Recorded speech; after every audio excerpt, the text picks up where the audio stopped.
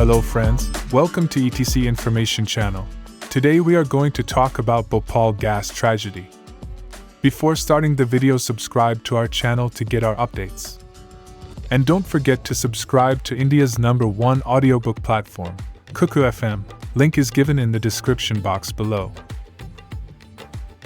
The city of Bhopal, located in the heart of India, witnessed one of the worst industrial disasters in history on the night of December 2, 1984.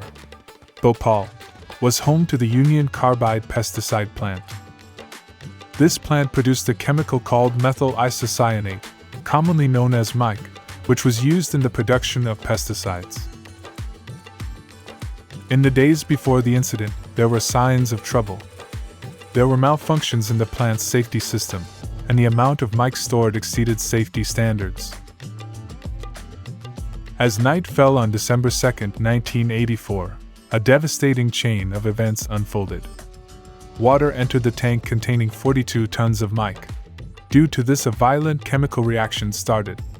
Around midnight, a deadly cloud of poisonous gas, primarily methyl isocyanate, was released into the surrounding areas. And this was the biggest mistake. If an invisible killer entered the city, panic and chaos spread. As time passed, thousands of people came in contact with the deadly gas. Hospitals were filled with patients suffering from respiratory disease, blindness, and other serious symptoms. The death toll increased rapidly. The consequences of the Bhopal gas tragedy were devastating. The immediate death toll reached thousands, and long-term health effects persisted for years. Due to this, the survivors and their future generations were affected. The incident was later investigated, which revealed negligence, inadequate safety measures, and lack of preparedness. Legal battles began, demanding justice for the victims and holding those responsible accountable. The Bhopal gas tragedy is a stark reminder of the consequences of industrial negligence.